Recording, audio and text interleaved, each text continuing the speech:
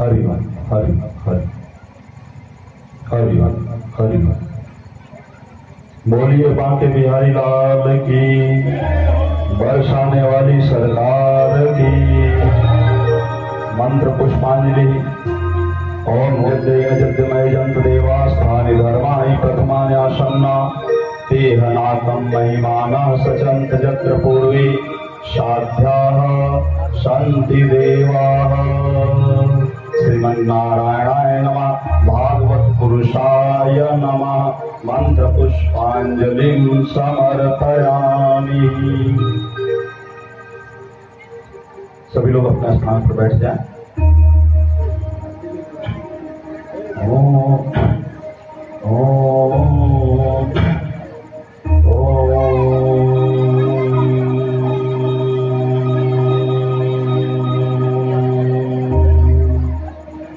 नमोस्तु रामाय सलक्ष्मणाय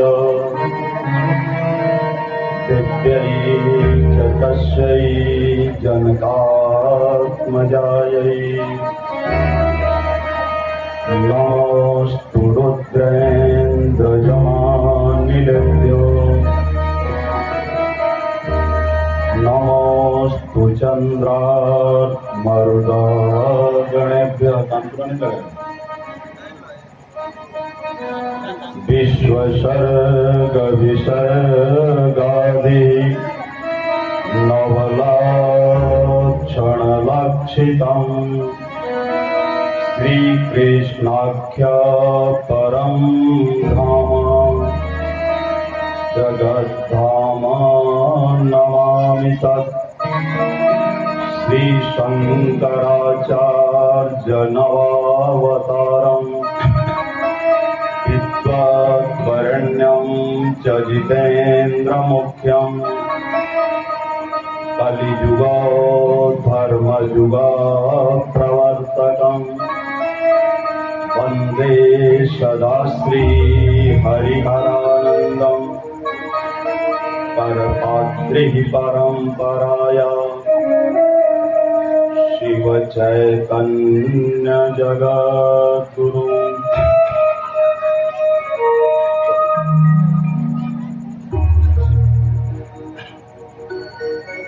अनंत कोटि ब्रह्मांड नायक परात्पर परम ब्रह्म सच्चिदानंद आनंद कंद अघटित घटनापटी यसी अकारण करुणा करुणालय नंद नंदन श्री कृष्णचंद्र के चरणों में कोट नमन बंदन करते हुए माँ जगजननी जगदम्बा पराम्बा ललिताम्बा भगवती राजराजेश्वरी भगवती त्रिपुर सुंदरी वृषभानु दुलारी श्री किशोरी जी जनक दुलारी जी मैया अन्नपूर्णा के चरणों में कोट नमन बंदन करते हुए इस श्रीमद् भागवत सप्ताह ज्ञान यज्ञ जो नाम के लिए रह गया,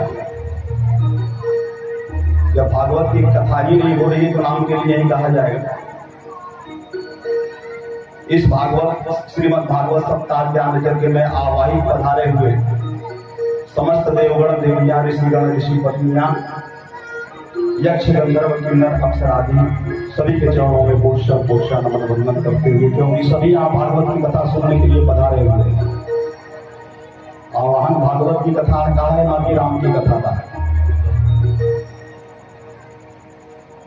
और इस वर्ष को लग रहा है कि कल सीधे हमको कृष्ण जन्म ही कहना पड़ेगा। आज पहले दिन की कथा पूरी हो जाएगी किसी तरह, और कल की भी जो स्थिति है हमें लगता है कि कल सीधे हमको भगवान कृष्ण का जन्म ही कराना होगा, और उसके बाद ही कथा क्रम से कहीं चल पाए तो चल पाए, और नहीं तो ठाकुर जी की जैसी कृपा।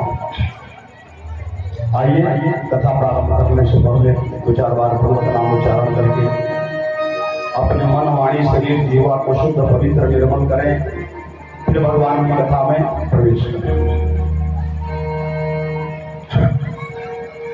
कृष्ण गोविंद गोपाल गाते चलो, कृष्ण गोविंद गोपाल गाते चलो, मन को विषयों से हरदम हटाते चलो। कृष्ण गोविंद गोपाल गाते चलो, मन को विषयों से बताते चलो, कृष्ण गोविंद गोपाल गाते चलो, मन को विषयों से हरदम हटाते चलो। कृष्ण गोविंद गोपाल गाते चलो, मन के विषयों से हरदम हटाते चलो।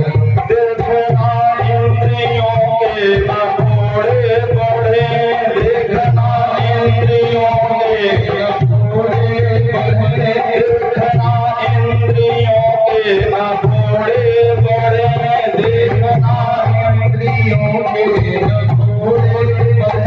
इन पर हरदम ये संयम के कोड़े पड़े, इन पर हरदम ये संयम के कोड़े पड़े। अपने मन को, अपने मन को,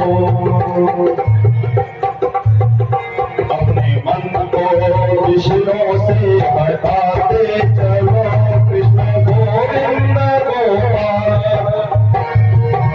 अपने मन को विषयों से हटाते चलो, कृष्ण गोविंद गोपाल जाते चलो।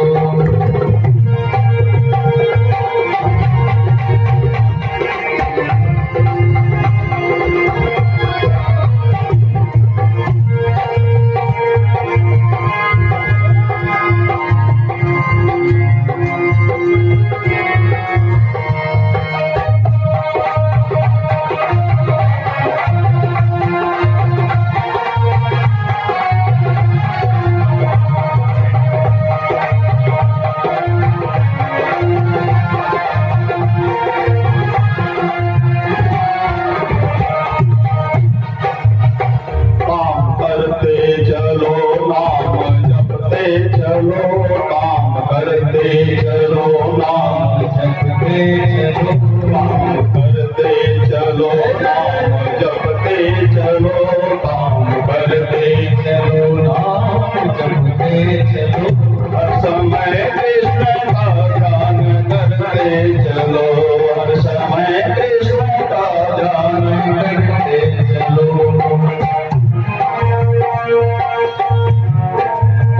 काम की वासना को, काम की वासना को मिटाते चलो।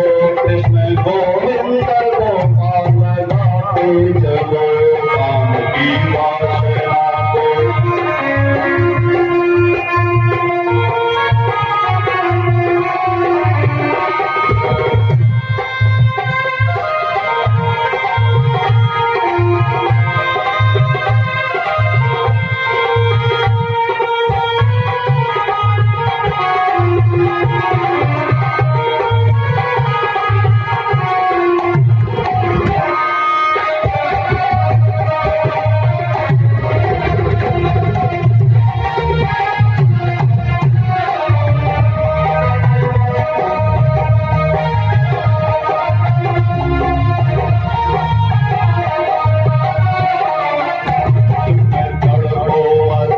सुख में डोलो अति, तुम्हें तड़पो अति, सुख में डोलो अति, तुम्हें तड़पो अति, सुख में डोलो अति, तुम्हें तड़पो अति, सुख में डोलो अति। प्राण जाए मगर नाम भूलो नहीं, प्राण जाए मगर नाम मुरली वाले को, मुरली वाले को मन से रिझाते चलो, मुरली वाले को मन से रिझाते चलो। कृष्ण गोविंद गोपाल गाते चलो, कृष्ण गोविंद गोपाल गाते चलो।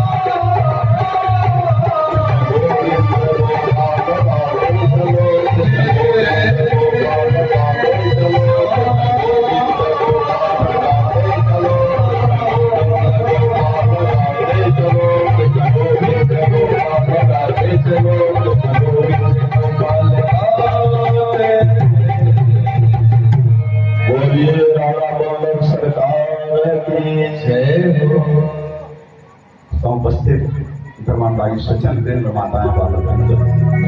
देखो हम लोग कथा का रसिक हैं और ठीक है आप समझो ना समझो, लेकिन हम लोग तो अपनी जिम्मेवारी समझते हैं और हम कहीं ना कहीं चुप रहे हैं, चाहे जिस कारणवश चुप रहे हैं। चले गए ठाकुर जी की जैसी कृपा, कथाक्रम को आगे बढ़ाने का प्रयास करते हैं। कल जो है आप लोग कथा श्रवण किए, विदुर जी का दिव्य चरित्र श्रवण किए। विदुर जी महाराज मैत्रेय ऋषि की कुटिया पर पधारे हैं। मैत्रेय ऋषि ने उनका स्वागत किया, सत्कार किया, आदर सहित आसन दिया, अपने आसन पर पधराया। फिर विदुर जी महाराज ने उनसे पूछा कि प्रभु ने अंतिम समय में सुधर्मा सभा में आपको इस भागवत धर्म का उपदेश किया, प्रभु कृपा करके उस भागवत धर्म का उपदेश हमें करने की कृपा करा। फिर परंपरा है कथा की, व्यासपीठ की परंपरा है, जिससे ज्ञान अर्जन करना हो उसके चरणों में बैठ करके किया जाता है। व्यासपीठ पर मैत्रेय जी महाराज विराजमान हुए और नीचे जजमान के रूप में विदुर जी महाराज विराजमान हुए और यहाँ फिर से भागवत की कथा प्रारंभ हुई। एक तो कथा चल रही है गंगा तट पर, सुखदेव जी को परीक्षित जी महाराज सुना रहे हैं, और दूसरी कथा अब यहाँ से प्रारंभ हो रही है। मैत्रेय ऋषि जो हैं वह विदुर जी महाराज को कथा श्रवण करा रहे हैं।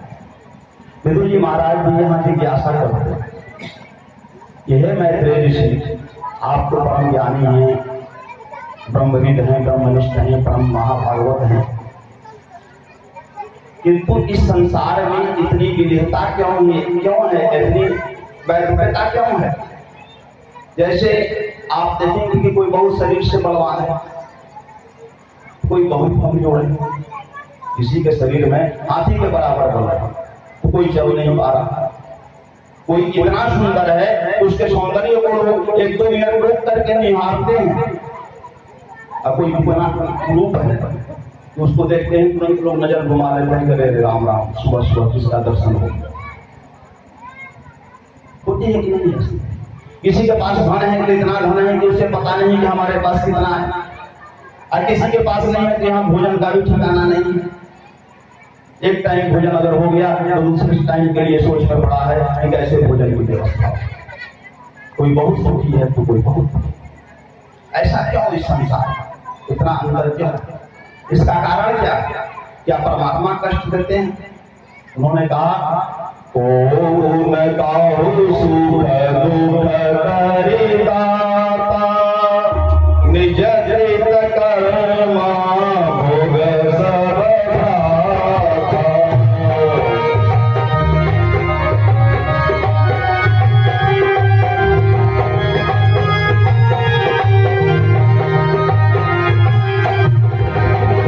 ओम काहु सुख दुख करि दाता, ओम काहु सुख दुख करि, निज कृत कर्मा भोग सब भ्राता, निज कृत कर्मा भोग सब।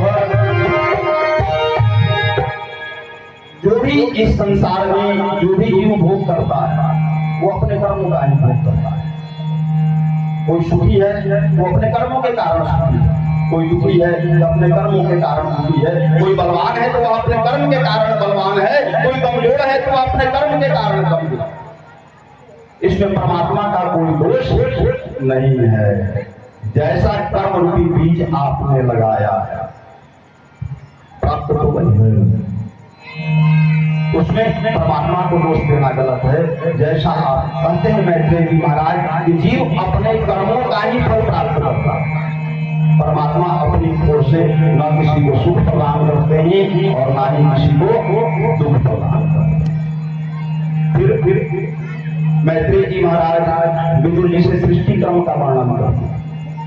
कहीं कुछ सृष्टि के प्रारंभ में कहीं कुछ भी नहीं था, सब कुछ शून्य था, निर्गुण स्वरूप में परमात्मा ब्रह्म विद्यमान था। पुरुष से प्रकृति का मिलन हुआ, पुरुष और प्रकृति का जब मिलन हुआ तो महातत्व उत्पन्न हुआ, महातत्व से फिर अहंकार उत्पन्न हुआ। अहंकार के 3 प्रकार हुए, सात्विक, राजसी और तामसी। इनसे फिर पंच तन्मात्रा, पंच महाभूत आदि उत्पन्न हुए, किंतु सृष्टि का निर्माण संभव नहीं हो सका। तब इन वस्तुओं से जो अंड बना था, उस अंड में स्वयं परम ब्रह्म परमात्मा जो है प्रवेश कर गए। सभी वस्तुओं में वो स्वयं प्रवेश कर गए।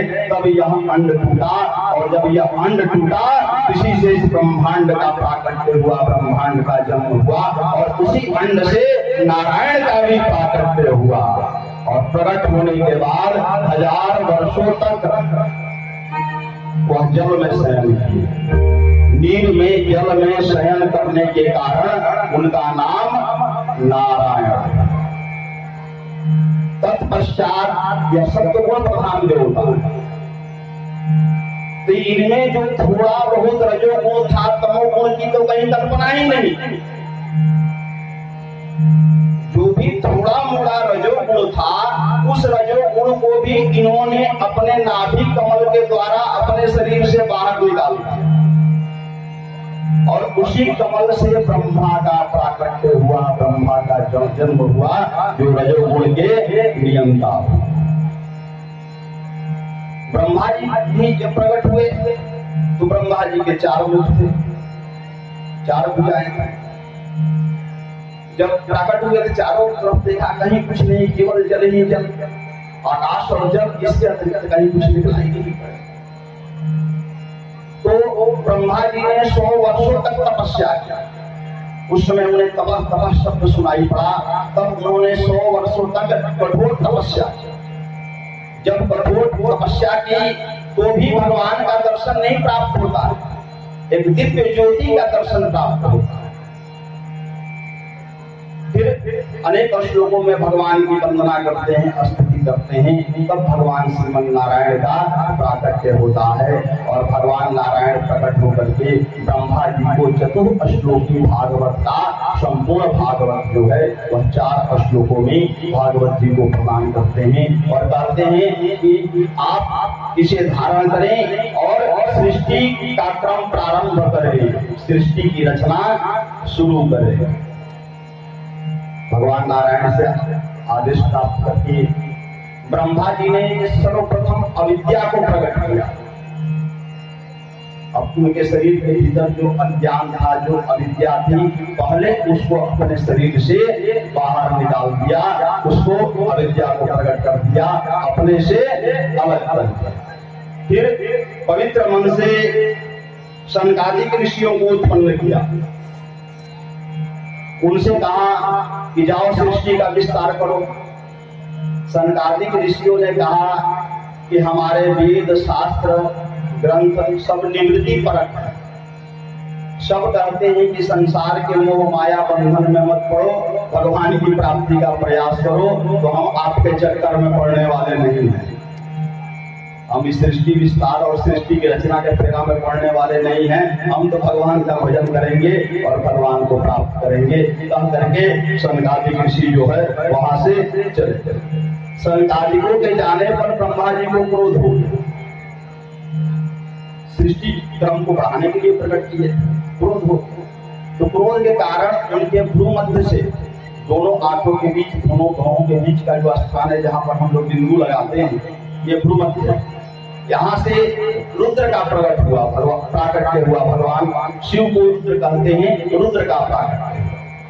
ब्रह्मा जी ने उनको सृष्टि करने का आदेश दिया, जाओ सृष्टि करो। रुद्र सृष्टि शुरू हो गई। रुद्र सृष्टि इतनी तेजी से बढ़ी कि कुछ ही दिनों में संपूर्ण सृष्टि रुद्रों से भर गई। इतनी संख्या हो गई कि कुछ उन्हें खाने को नहीं मिल रहा था। जब कुछ खाने को नहीं मिल रहा था, कितनी भयावह स्थिति हुई तो एक दूसरे को ही मार करके खाने लगे। एक दूसरे को ही मार करके खा करके अपना पेट भर लिया। एक दिन ऐसी विकट स्थिति आ गई कि सब रुद्रगण मिल करके ब्रह्मा जी को ही मार करके खाने के लिए दौड़े। तब ब्रह्मा जी ने उन्हें किसी तरह से रोका, अपनी जान बचाई और उनको रुद्र सृष्टि करने से मना किया। सबको निवृत्ति को धारण करके कहा कि जाओ भगवान का भजन करो, तुम लोग से सृष्टि का विस्तार संभव है। तब रुद्रों को सृष्टि विस्तार से अलग किया। तब ब्रह्मा जी ने अपने शरीर से 10 ऋषियों को प्रकट किया। ये 10 ऋषि कौन कौन से हैं? तो उन्होंने अपने मन से मरीचि ऋषि को प्रकट किया, अपने दोनों नेत्रों की दिव्य ज्योति से अत्रि ऋषि को प्रकट किया, अपने मुख से अंगिरा ऋषि को प्रकट किया, अपने कानों से पुलस्त्य ऋषि को प्रकट किया, अपनी नाभि से पुलह ऋषि को प्रकट किया, अपने हाथों से कर से, कर यानी हाथ होता है, कर से क्रतु को प्रकट किया, अपनी त्वचा से भृगु को प्रकट किया, प्राण से वशिष्ठ को प्रकट किया और अपने अंगुष्ठ से यक्ष को प्रकट किया और अपनी गोद से देव ऋषि नारद को प्रकट किया। 10 ऋषियों की मानसिक सृष्टि अपने शरीर से प्रकट किया, मानसिक सृष्टि। इन 10 ऋषियों को कहा कि जाओ सृष्टि का विस्तार करो। इन 10 ने भी कह दिया कि हमारे शास्त्र में पुराण आदि विवृति परक हैं, वो मोह माया में फंसने का उपदेश नहीं देते, हम तो भगवान को प्राप्त करें। कह दिया उन्होंने। ब्रह्मा जी फिर इन 10 ऋषियों के बाद में तब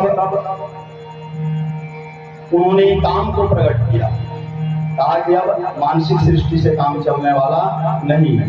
तब उन्होंने काम को प्रकट किया।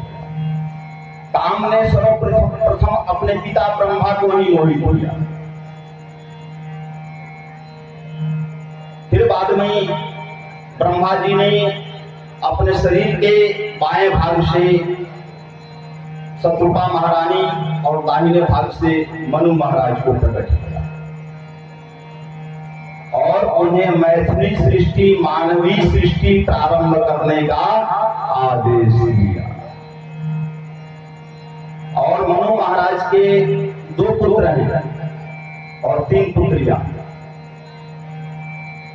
मनु महाराज के 2 पुत्र हैं, उतानपाद और प्रियव्रत, और 3 पुत्रियां हैं, आकुति, देवहूति और प्रसूति। यह 3 पुत्रियां। इनके वंश का वर्णन तो अभी तक हो जाना चाहिए था, सब कुछ हो जाना चाहिए था। कि हमने कहा ही, कल ही हमने कहा था कि भागवत एक चैन है, हम चाहें भी छोड़ करके आगे नहीं बढ़ सकते, और यहाँ समय का अभाव होगा तो फिर कथा रूपी गाड़ी आगे नहीं बढ़ पाएगी। अभी देखें, आज का ही प्रसंग चल रहा, अभी अनेकानेक प्रसंग हैं, माने प्रथम दिवस का ही प्रसंग है यह सब। अभी जो आपको सुना रहे हैं यह प्रथम दिवस का ही सारा प्रसंग है। चले, जहां तक ठाकुर जी की कृपा होगी। तो 3 पुत्रियां हैं।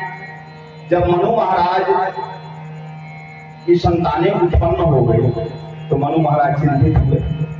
पृथ्वी उस समय जलमग्न थी, जल के भीतर थी। उस सृष्टि के प्रारंभिक काल में भी 2 बड़े शक्तिशाली असुर हो गए थे, हिरण्यकश्यप और हिरण्याक्ष। हिरण्याक्ष ने क्या किया था कि पृथ्वी का अपहरण करके ले जाकर के समुद्र तल के नीचे उसे स्तंभित करके, समझे कि एक तरह से बंधन में करके रख दिया। अब जब तक पृथ्वी जल से बाहर न निकले तब तक प्रजा को मनु महाराज बसाए कहां।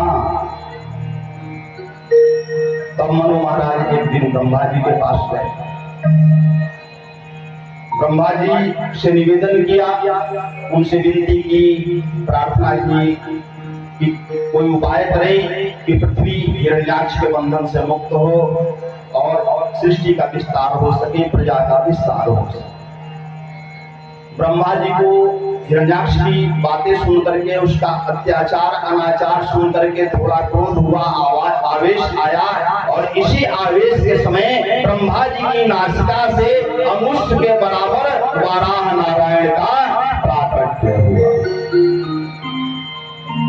बोलिए वाराह नारायण भगवान की जय हो। और देखते ही देखते वाराह नारायण का जो स्वरूप था अमुष्ट के बराबर था, लेकिन देखते ही देखते जैसे शरीर को हवा का स्पर्श हुआ, वायु का स्पर्श हुआ, वह गज के आकार में, हाथी के आकार में परिवर्तित हो गया और बड़े वेग से गर्जना करने लगा, नाद करने लगा। ब्रह्मा जी से संकेत पा करके वाराह नारायण जो है वहां से बड़े वेग से गदा को धारण किए हुए समुद्र तल की ओर बड़े वेग से बढ़ते हैं। समुद्र में के जल में जब प्रवेश करने लगते हैं, समुद्र तल के समीप पहुंचते हैं, पृथ्वी को समस्त बंधनों से मुक्त करके और पृथ्वी को अपने तंताग्रों पर, वाराह के दांत जो हैं बड़े लंबे होते हैं, तो अपने तंताग्रों पर पृथ्वी को उठाया और धारण करके ऊपर की ओर निकलने लगे। उधर हिरण्याक्ष उस समय वरुण लोक पहुंचा हुआ था और वरुण को ललकार रहा था, क्योंकि हिरण्याक्ष को बहुत दिनों से कोई युद्ध करने वाला नहीं मिला।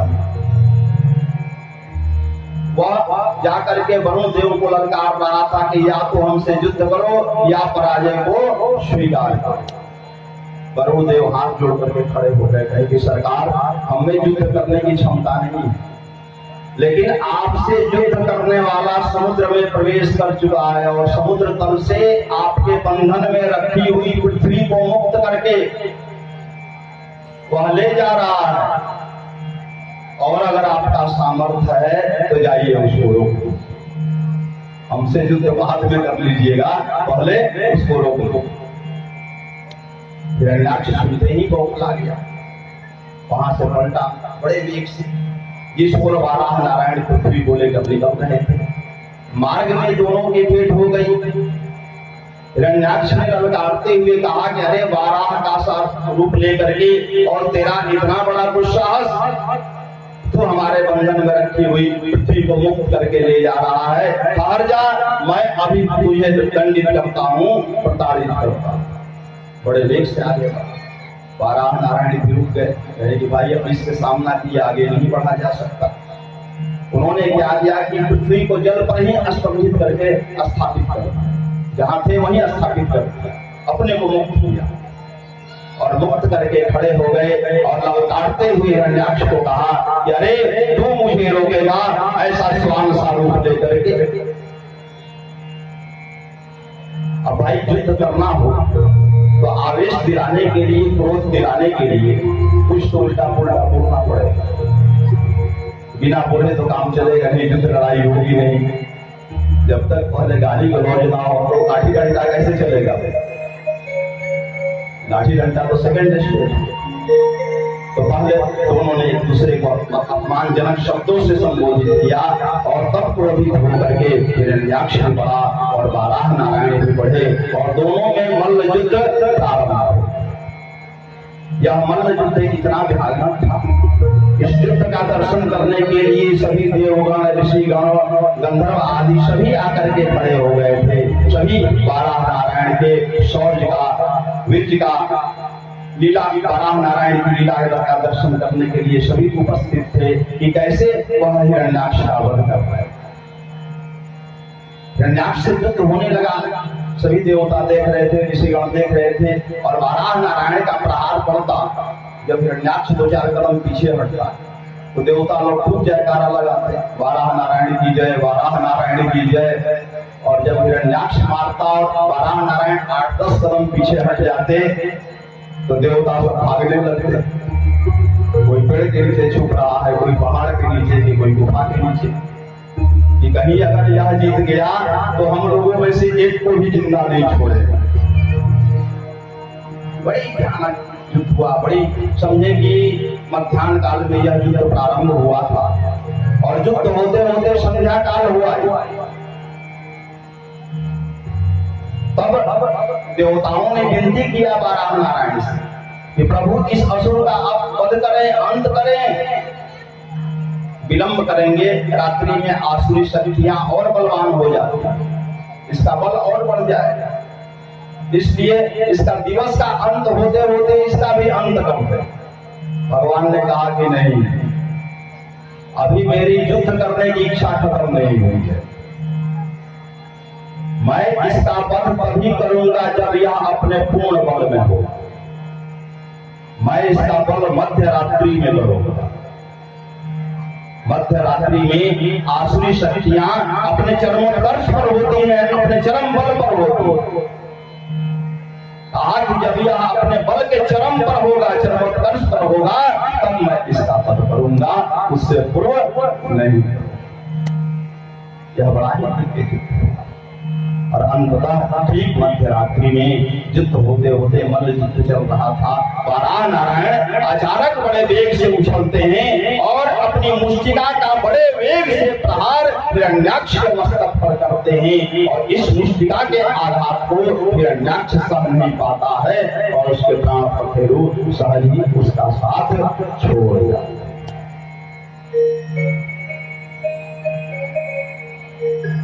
फिर वाराह नारायण हिरण्याक्ष को मुक्ति प्रदान करके वहां से पृथ्वी को धारण करके बाहर आते हैं। और देखो वाराह नारायण जो है वह संतोष के अवतार, यज्ञ के अवतार। वर का होता है, अर्थ होता है श्रेष्ठ। शादी के दिन दूल्हा को वर कहा जाता है और 100 आदमी का समाज जाए, लेकिन उस दिन सब में श्रेष्ठ कौन है भाई? वर श्रेष्ठ है। वर का अर्थ होता है श्रेष्ठ और आह का अर्थ होता है दिवस अथवा दिन।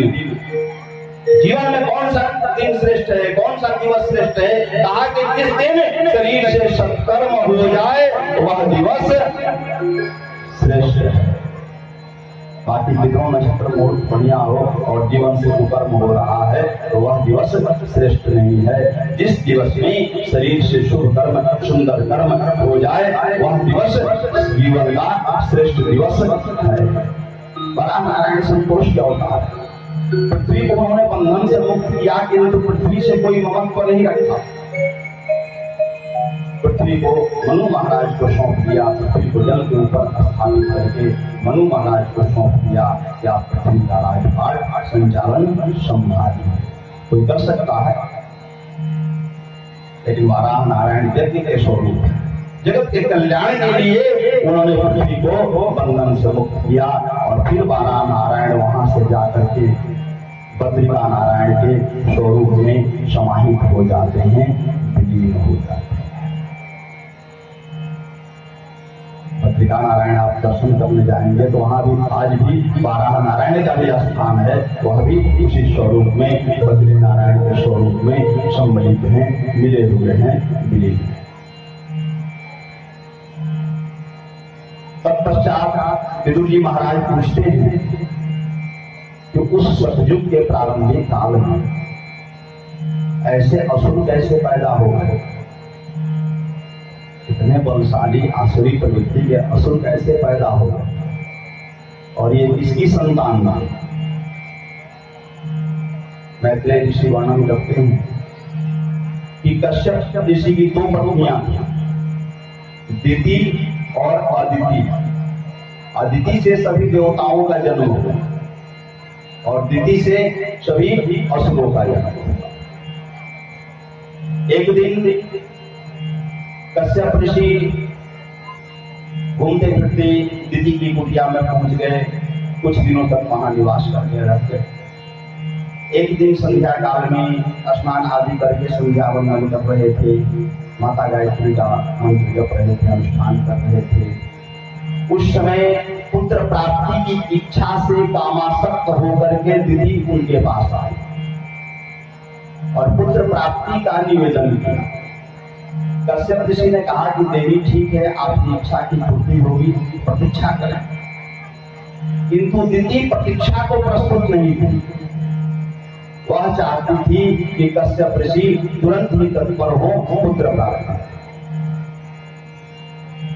कश्यप ने कई बार मना किया किंतु वह नहीं मानी और उसी समय गर्भाधान संस्कार संपन्न हुआ। देखिए, संध्या काल में कुछ कार्य नहीं करने चाहिए। लोग कहते हैं कि हम धर्मशास्त्र वेद पुराण ग्रंथ को नहीं मानेंगे। मत मानो भाई, वो हमारी पेंट डाले करके थोड़े रोकने आएंगे कि तुम मानवे करो, लेकिन जीवन में जब सामने आएगा तब समझ में आने लगेगा। जब सामने पड़ेगा सिर पर तो समझ में आएगा। संध्या काल में 4 कार्य नहीं करना चाहिए। क्या क्या नहीं करना चाहिए? संध्या काले च संप्राप्ते चतुर्कर्माणि वर्जयेत् आहारे मैथुनं निद्रां स्वाध्याय विशेषतः। आज 4 काम नहीं करना चाहिए। क्या क्या नहीं करना चाहिए? कहा कि भोजन नहीं करना चाहिए। गोधूली बेला में भोजन नहीं करना चाहिए, पहला काम कहा। कि दूसरा काम संतानोत्पत्ति का प्रयास नहीं करना चाहिए। कहा तीसरा काम सोना नहीं चाहिए। कहा चौथा काम पढ़ना नहीं चाहिए, पढ़ना भी नहीं चाहिए। आप कहोगे हम नहीं मानेंगे, हम करवे करेंगे, तो करो भाई। फल क्या होगा? फल भी बता देते हैं। आहारे जायते व्याधि, भोजन करोगे तो शरीर में अनेक रोगों का जन्म होगा। गर्भदोषश्च मैथुने, संतानोत्पत्ति का प्रयास करोगे तो तुम्हारे यहाँ दुष्ट संतान जन्म लेगी। आसुरी प्रवृत्ति से युक्त संतान का प्राकट्य होगा, जन्म होगा, जो तुम्हारे लिए भविष्य में कष्टदायी होगा। निंद्रायाम हरते लक्ष्मी, अगर सोते हैं इस समय में तो आपकी लक्ष्मी धीरे धीरे आपके पास से खिसकने लगे, निकलने लगे। स्वाध्याय मरणं ध्रुवम्, अगर पढ़िएगा तो मृत्यु तुल्य कष्ट की प्राप्ति हो। संध्या काल में इन 4 कर्मों से बच करके रहना चाहिए। दिति और कश्यप ने ऐसा नहीं, इसी के कारण उनके यहाँ दुष्ट संतान का जन्म हुआ, दुष्ट संतान का प्राकट्य हुआ। हिरण्याक्ष और हिरण्यकश्यप जैसे आसुरी संपदा से संपन्न संतानों का प्राकट्य हुआ, संतानों का जन्म हुआ। बाद में दिति को इस गलती का बोध हुआ, उसने कश्यप ऋषि से बहुत क्षमा मांगी। जब इन दोनों बच्चों का जन्म हुआ था तो अनेक प्रकार के अपशकुन हुए थे, और माने ये दोनों बच्चे प्रतिदिन 4-4 हाथ बढ़ते थे। और सोचो किसी की संतान अगर रोज 4 हाथ बढ़ने लगे तो माँ बाप का क्या स्थिति होगा भाई? रोज फुल पैंट बदलो, रोज शर्ट बदलो, रोज जूता बदलो। ऐसा लिखा है भागवत। ऐसा व्यास जी ने क्यों लिखा? देखें, भागवत समाधि भाषा, आप ऐसे पढ़ के नहीं समझते। तो यहाँ व्यास जी ने उनके लोभ के स्वरूप का वर्णन किया। इनका लोभ प्रतिदिन 4-4 गुना बढ़ता है। व्यास जी लिखते हैं कि हिरण्याक्ष और हिरण्यकश्यप जब चलते थे तो इनके सिर का मुकुट स्वर्ग को स्पर्श करता था। क्या इतने लंबे थे? नहीं, उनका अहंकार देवताओं तक को प्रताड़ित करता था। ऐसे पुत्रों को पा करके दिति बड़ी दुखित हुई और कश्यप से बहुत निवेदन किया कि मेरे कष्टों का कोई निवारण कीजिए। तो कहा कि तुम्हारे यहाँ तुम्हारा पौत्र जो होगा वो महाभागवत होगा, और उसके दर्शन के लिए, उसकी रक्षा के लिए साक्षात नारायण का अवतार होगा, प्राकट्य होगा।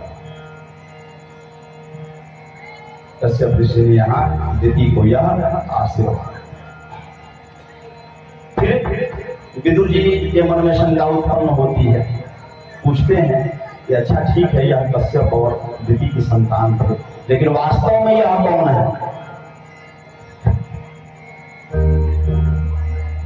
फिर मैत्रेय ऋषि सुनाते हैं, एक बार संत कुमार वैकुंठ जा रहे थे भगवान का दर्शन करने। तो वैकुंठ में 7 द्वार, वैकुंठ में 7 द्वार। हमारे देश में भी दक्षिण भारत में रंगनाथ जी का मंदिर है। रंगनाथ जी का मंदिर वैकुंठ के आधार पर ही बना है, उसमें 7 द्वार है। 7वें द्वार के भीतर भगवान नारायण शेष शैया पर विराजमान। वैकुंठ में भी 7 द्वार, भागवत की भी कथा 7 दिन की, बंधन के भी 7 ही कारण, काम क्रोध मद लोभ मोह अविद्या और मत्सर। वैकुंठ के भी यही 7 द्वार। इन 7 को जो जीत गया, जो इन 7 गांठ को खोल लिया, वह वैकुंठ के 7 द्वार को पार कर गया। संत कुमार 6 द्वार पार कर गए। काम क्रोध मद लोभ मोह अविद्या 6 द्वार पार हो गए। अंतिम 7वां द्वार मत्सर का। मत्सर के द्वार पर 2 द्वारपाल खड़े थे। इन द्वारपालों का नाम था जय और विजय। जय विजय किसे कहते हैं? तो कहा कि जय वह है कि हमारा गांव में खूब नाम, खूब कीर्ति हो, खूब जस हो, गांव में मेरे सामने कोई ना हो, इसका नाम जय। और विजय इस सिल्ली क्षेत्र में हमारा नाम हो जाए, सिल्ली क्षेत्र में हमारे सामने कोई ना रहे, ये हो गया विजय। तो कहा कि वहां पर 2 द्वारपाल खड़े हैं। कौन कौन? तो जय और विजय। उन्होंने संत कुमारों को रोका, रुको, भीतर नहीं जा सकते हो। अभी तक कहीं किसी ने नहीं रोका, यहाँ रोक दिया। संत कुमारों ने कहा कि देखो, हम भगवान की संतान हैं, हम भगवान के पुत्र हैं, और एक पुत्र को तुम अपने पिता से मिलने से नहीं रोक सकते। यह जीव क्या है? जीव उस परमात्मा का ही अंश है। हम उन्हीं के पुत्र हैं, ईश्वर अंश की उन्हीं के पुत्र हैं। और जब उनके अंश हैं तो आत्मा में जाते पुत्र पिता का अंश ही पुत्र के रूप में स्थापित होता है। तो हम उनकी संतान हैं, हम उनके पुत्र हैं, वह जगत के पिता हैं, परम पिता हैं। हमें उनसे मिलने से तुम रोक नहीं सकते हो। जय विजय भी आ जाए, किसी भी हालत में हम आपको भीतर नहीं जाने देंगे। देखिए, सब तो जीत चुके हैं। काम क्रोध मद लोभ मोह मत्सर के द्वार पर खड़े हैं। मत्सर क्या है? तो कहीं हमारे मन के सूक्ष्म कोने में कहीं बात रह जाती है कि हम बड़े सिद्ध हो गए, अब तो मुक्ति के करीब है, भगवान से मिलन अब तो हो ही हो, अब हमारे लिए कहीं कोई दूर नहीं। थोड़ा सा अहंकार का सूक्ष्म कण कहीं न कहीं संत कुमारों के मन में भी छिपा हुआ था। यदि हम तुम्हारा स्वरूप वाला ब्रह्मचारी स्वरूप भगवान नारायण के अंशावतार हम हैं, भगवान के पुत्र स्वरूप हम हैं, और यह हमको भगवान से मिलने से रोक रहे हैं। आदेश आ गया, क्रोध प्रकट हो, जिस क्रोध को पार करके आ चुके थे। देखो, इन 7 में अगर एक भी थोड़ा सा भी रह गया तो फिर से वह 7 को भुला देगा। इन विषयों को जीतना बड़ा कठिन है। और यह मत्सर का जो सूक्ष्म कण है वो बड़े बड़े संत महात्मा परमहंस कोटि के संतों में भी रहता है, जो मुक्ति में बाधक बनता है। और यही आज संत कुमारों के प्रवेश में भी बाधक बना। क्रोध आ गया और क्रोध में बिगड़ करके श्राप दिया कि जाओ वैकुंठ के द्वार पर खड़े होकर के आसुरी वृत्ति का प्रदर्शन करते हो, असुर जोड़ी को प्राप्त हो। श्राप होते होते तब तक तो भगवान भी दौड़े हुए चले जाते और हाथ जोड़ के खड़ा हो गए, ऋषियों के चरणों में प्रणाम किए, पांव आदि दबाने लगे, खड़े बैठ गए।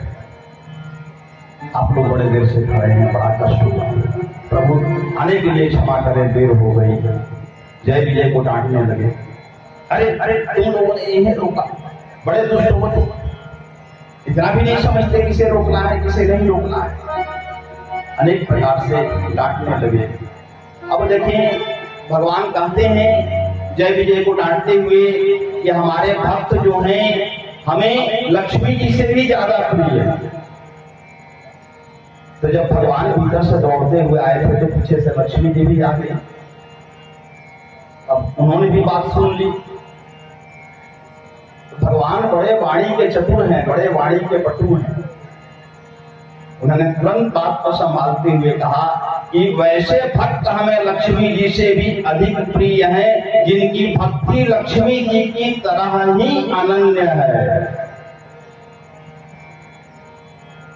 जिस तरह से अनन्य भक्ति माँ लक्ष्मी की है, वैसी जिनकी भक्ति है, वैसे भक्त हमें लक्ष्मी जी से भी अधिक प्रिय हैं। बात को संभालना। इतनी बात हो गई, ऋषियों से क्षमा मांग रहे हैं, जय विजय को डांट रहे हैं, बात को संभाल रहे हैं, लेकिन एक बार भी संत कुमारों को यह नहीं कह रहे हैं कि आइए वैकुंठ में चलिए। एक बार भी नहीं कहा। कारण यद गत्वा न निवर्तन्ते, जो वैकुंठ में चला जाता है फिर लौट के नहीं आ सकता। आज मत्सर बाधक बना और यहीं से संत कुमारों को लौटना पड़ा। संत कुमार भी समझ गए कि हमारा पुण्य नहीं कि हम वैकुंठ में प्रवेश कर सके, वह द्वार से ही वापस लौट गए। और जय विजय को भी भगवान ने ऋषि के श्राप का अनुमोदन करते हुए 3 जन्मों तक असुर का श्राप दिया था। तो यही अब पहले जन्म में जय विजय जो है हिरण्यकश्यप और हिरण्याक्ष बने, दूसरे जन्म में रावण और कुंभकर्ण बने, और तीसरे जन्म में कंस और एक और असुर था क्या, अच्छा द्वापर में 2 असुर बने। आगे 3 जन्म इनका हुआ, कंस और शिशुपाल के रूप में यह अवतरित हुए। कहा कि यह 3 इनका जन्म है, यही रहे। तो कहने का तात्पर्य कि समस्त विषय को मैत्रेय जी महाराज श्रवण कराते हैं इनके 3 जन्मों को। और इस संपूर्ण प्रसंग पर वल्लभाचार्य जी बड़े ही उच्च कोटि के संत हुए वैष्णव संप्रदाय में। उन्होंने इस संपूर्ण प्रसंग पर अपनी भागवत की टीका में बड़ा ही सुंदर भाव लिखा। कामेन कर्मनाशः क्रोधेन ज्ञाननाशनम् लोभेन भक्तिनाशः एतत्त्रयं त्यजेत्। ताकि काम से कर्म का नाश हो। यही पर तीनों कथाएं आपको सुना दी गई। जैसे कश्यप और दिति, काम से कर्म का नाश हुआ, आसुरी संतान का जन्म हुआ।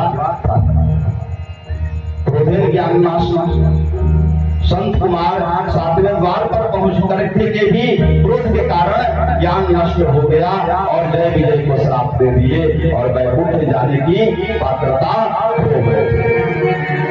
और लोभेन भक्ति नाशक, हिरण्यकश्यप और हिरण्याक्ष लोभ के कारण उनके हृदय में भक्ति का नाश हो गया और अंततः हिरण्याक्ष वाराह नारायण के हाथों काल को प्राप्त हुआ और बाद में हिरण्यकश्यप भी नरसिंह नारायण के हाथों काल को प्राप्त हुआ।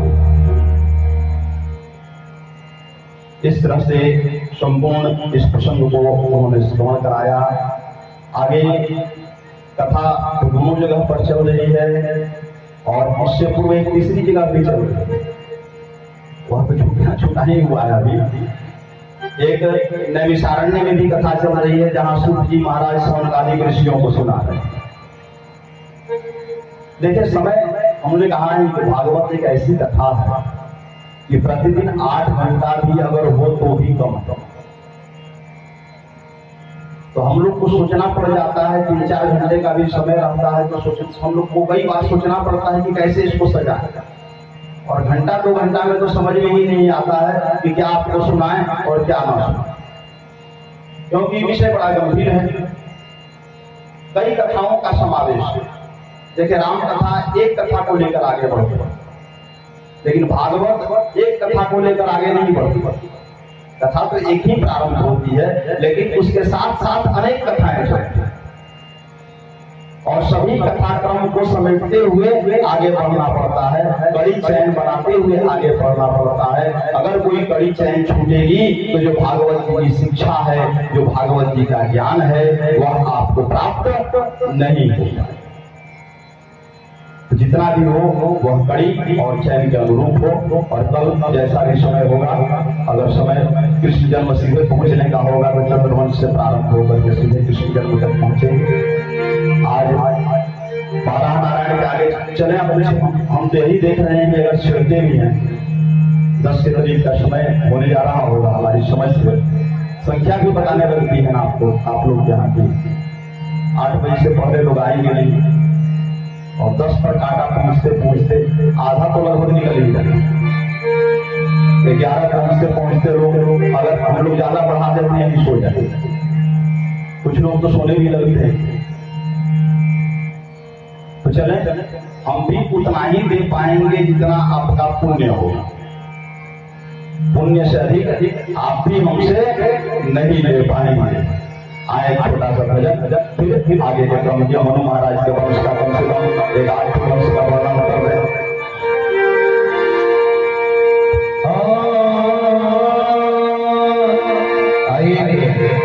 हनुमान जी महाराज का प्यारा सा भजन आप सबके बीच सुनाने की कोशिश करूंगा। प्रेम से बोले हनुमान जी महाराज की।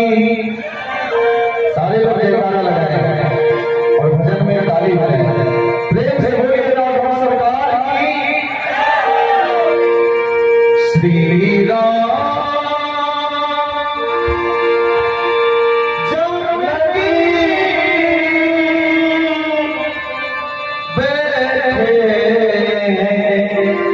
मेरे सीने। सारे लोग ताली हाथ को खोल करके ताली बजाएंगे। श्री राम